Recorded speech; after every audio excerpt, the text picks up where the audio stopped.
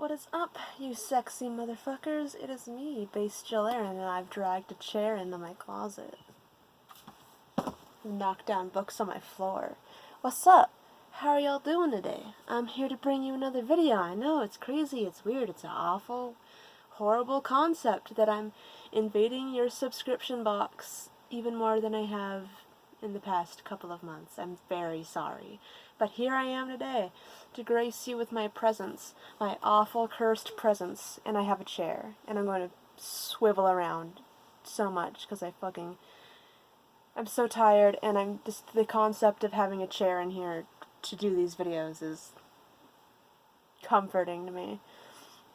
But you didn't come here to listen to me talk about a chair. You came because you saw this was a list, and you like listicles. You like list videos. So, here I am to bring you just that. And that list, as you can see, is the top 5 favorite series that I have started in 2019 so far. This is a stolen video idea because I can't come up with original content other than me bitching. This is originally done by Shay Geeks Out and later done by Apollo Gray. And I figured, fuck, I'll jump on the bandwagon because I can't come up with my own video concept. So, here I be, in my chair, and I've got some books to talk about. My 5 favorite manga that I've started this year. Now, I haven't started a lot of manga this year. At least, I think January, I kind of fell off a little bit, but starting kind of late February until now, I've been trying to keep up with my ongoings, and I've tried to buy the minimal amount of volume 1s. I've tried to keep my impulse buying to a minimum, my volume 1 buying to a minimum, because I have plans that I need to save for, and they don't involve me going as fucking buck wild as I normally do with manga, which is mostly all the time, but I've had to calm down just a little bit. So my pool of manga that I had to actually choose from once I came in here and started choosing books for this video, I realized it was actually a lot smaller than I thought, because a lot of shit that I started last year that I thought I started this year because my memory is bogus, but I haven't started a lot of new things this year. But I guess that's a good thing, but also bad for me because it took me a while to pick and choose between the slim pickings. But I have this selection, and I've talked to you about bullshit nothing for the past 3 minutes, and I'm sorry. So let's just get on to it. Let's just get on to this fucking list.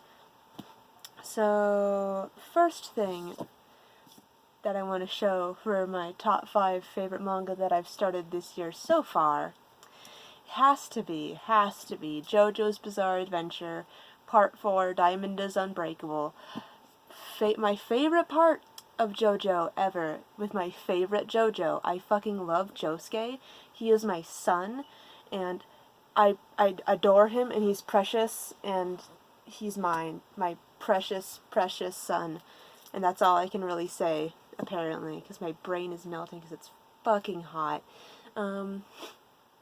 But yeah, this is part 4 of Jojo's Bizarre Adventure, and it's a part that, honestly, I figured we never get to. I mean, I know that they were publishing the Jojoniums, and they published part 1 and part 2, which you didn't have previously, but part 3 was like this weird sort of hurdle that we've had to get over, that we've never been able to get over for, I don't know when they published the original Jojo's Bizarre Adventure singles, but it's been a while, and I'm pretty sure a lot of people gave up hope a long time ago that we'd ever get to this point, ever, and I'm so glad we did, because, once again, this is my fucking favorite part in Jojo.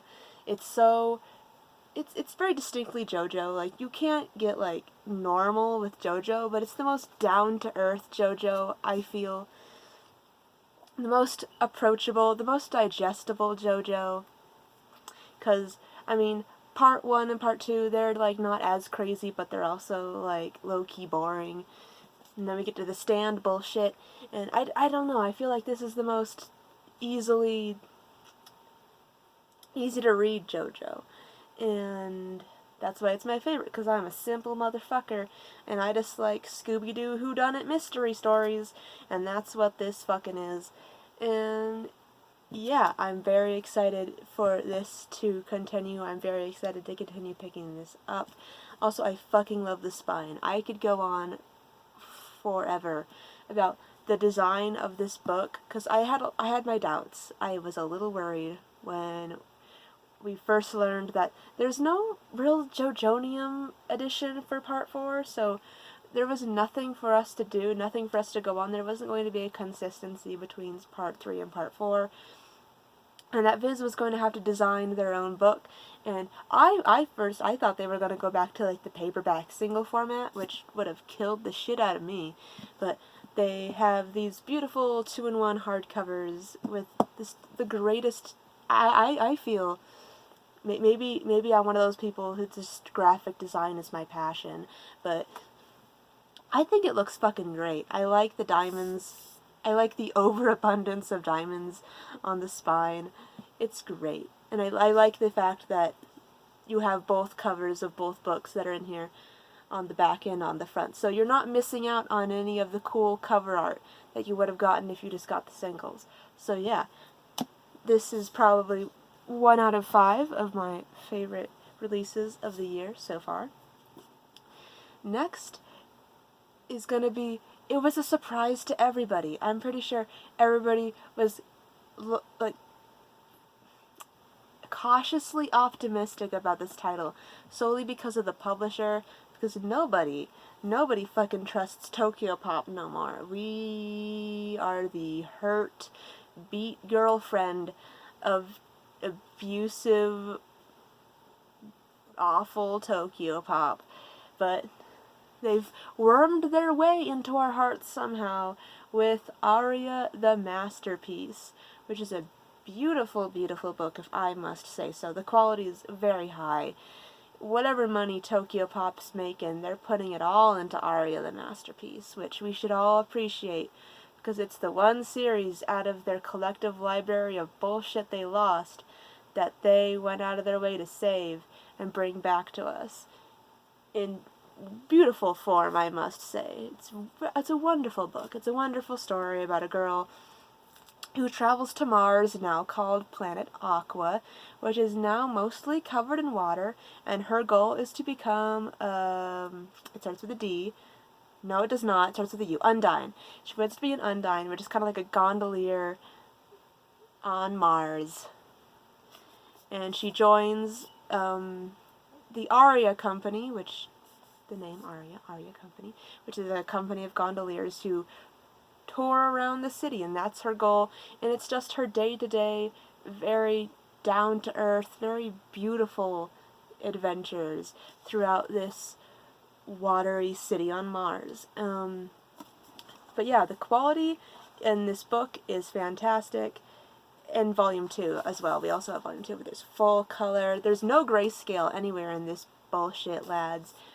The spine is beautiful, shiny gold. It's a wonderful book, and it's a wonderful publication. And I honestly wish that Tokyo Pop brought this much effort into everything they published. But beggars can't be choosers, I guess, in this case. And we should be glad that we're getting this at all. This is really fucking cool of them. I suppose we should thank Tokyo Pop as much as it hurts to in this day and age. But it's come to the point where we must, because it's a beautiful book, and I could not keep it off of my top 5.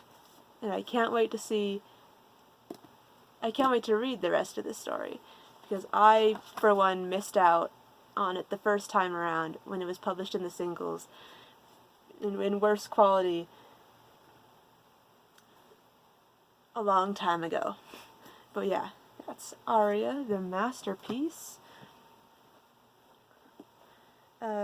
Next, because I'm a fucking filthy sinner who should not be trusted, another Tokyo Pop title is on my fucking best top 5 manga I started in 2019 so far, and that would be Yuri Bearstorm, only because I'm a biased motherfucker, and I fucking love Yurikuma Arashi. It is my favorite anime, hands down, bar none. Can't change my mind. I absolutely loved Yurikuma Arashi and had a fucking party when I figured out that Tokyo Pop had acquired the license, even though we're always very cautious about when Tokyo Pop licenses anything. There's always this air of, well, be careful. You never know when you're gonna get hurt a second time. But I'm very glad that they brought this out. This is the manga adaptation of the anime done by the character designer from the anime. And she was pretty much given free range to do whatever she wanted, because this is actually nothing like the anime. It is the anime as interpreted by her, a fucking gay woman. This is what I love. It resonates with my heart as a woman who loves women. I don't know, maybe I'm just overreacting and there's no such thing as women loving women vibes, but I caught vibes off this and I just absolutely loved it. I love the fact that it's not a one-for-one adaptation of my favorite anime of all time. I would have taken a one-for-one adaptation of my favorite anime of all time, but Akiko Morishima fucking brought it, and she gave us a completely new and original story featuring the characters from Yurikuma Arashi, of whom we adore.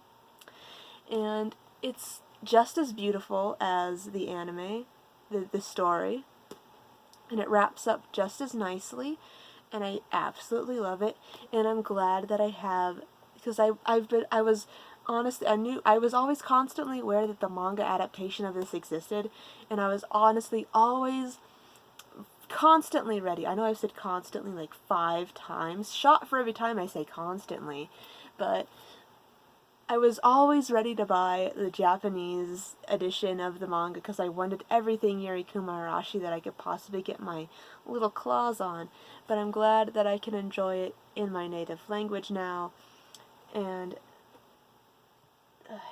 I love it so very much. I know we're getting a lot more Yuri these days, of a literal flood of Yuri, I suppose you could say. But this one kind of comes out on top because, again, I have this natural bias towards this title in particular. Let's just be quite honest with ourselves. The reason why this is on my list is purely for bias reasons. People might not see or feel the same way that I do about this title, but fuck you, I'm right. It's good. Fuck you. Anyway, that's Yurikuma Arashi. Next. Oh, fuck. We have, and if this isn't on everyone's fucking list, I'm coming for you, and we're gonna fight in the back of the nearest Denny's. We're going to fight to the death if this isn't on your list. And that is Our Dreams at Dusk. This is an absolute beautiful story. I know some people might come at this like, oh, it's a yaoi, oh, it's a yuri. It's not. It is a beautiful LGBTQA+. I don't know what the standard acronym is anymore, but it's a wonderful story about people in the LGBTQA+ community. You have a wide variety of representation in this manga, and it is you will feel, if you are at all in the community at all, you will catch feelings in some form or fashion from Our Dreams at Dusk, and I certainly caught plenty of feelings, trust me. And it's mostly about identity and coming to terms with it, and sort of the struggles that one faces, especially our main character, who in the very beginning of the manga is actually outed at his school, and we come upon him in the very beginning and he's attempting to jump off a bridge, which thank God he doesn't. Like, that would be such a bummer way to start a manga. But yeah, we follow him and he meets just this group of people who I think they go and they sort of refurbish old homes, they knock them down and they build them up, and it's all a metaphor, and it's very, very beautiful. And the art is absolutely stunning. If nobody's already told you, it's by the author of Nabari no O. If you've read that at all, we already have one thing by them. But yeah, it's a beautiful story. I know the way I talk about things makes things seem a lot less elegant than they are, because I'm horrible at coming across about anything to people. But trust me, Our Dreams at Dusk is something, unless you're a fucking horrible person who needs to learn a thing or two, this is definitely a must-buy. This is 100% a must-add to your collection, 100%. You don't gotta be gay, you don't gotta be a lesbian, you don't gotta be trans, you could honestly be completely 100% straight and still buy this manga. Please, God, I swear, please. This isn't just a manga for the gays, even though 100% of the time I will say that it's a manga for the gays. I say that as a meme. But please, read Our Dreams at Dusk. Please buy Our Dreams at Dusk. It'll cleanse you. It'll change your life in some way. I fucking love spinning. But yeah, Our Dreams at Dusk is definitely on my list, 100% of the time. No contest. Had to be on here. Next manga and the final manga on this list of top 5 manga that I've read in 2019. I would be absolutely fucking psychotic if I didn't add Komi Can't Communicate to this fucking list. I have been waiting and waiting for this manga to come out in English. I started buying the Japanese volumes because I was so fucking impatient and so sure we weren't going to get it. But I also fucking called it because I made a list last year and I was of like all the manga that I would like to see licensed here in America, and Komi Can't Communicate was on that fucking list, and I was like, if anyone's gonna publish it, it's gonna be Viz, and I was fucking right. And I just love the validation, I love the vindication, and I love the fact that we finally have Komi Can't Communicate, Komi-san wa kamyusho desu. I'm so fucking happy. You don't even know. I'm very, very ready for the Western audience. If you haven't already, if you haven't been a filthy fucker like me and read this shit through scans, to experience Komi-san and just the wonderful, wonderful world and the wonderful characters in this manga. The quirkiness is abound. It is a wonderful, heartwarming tale. It is funny as shit. The meme faces that Komi makes in this are absolutely 100% wonderful and base approved. It is just so great, and I'm so glad we're getting it. And yeah, that's why it's on my fucking list, and that's why it's great and you should buy it, because it's awesome and cool. Yeah, I'm cool, and you should trust everything that I say, because I'm a cool motherfucker. I got chair. I can spin. But anyway, I'm pretty sure none of that came across as anything related to English at all. You probably didn't understand half of what I just said. I don't even remember what I even fucking said. I don't even understand what I'm saying right the fuck now. But I'm very tired, and I'm in a chair. And this has been my 2019 favorite manga I've read so far. I'm pretty sure every single time I've said the title of this video, it's been different. But that's it.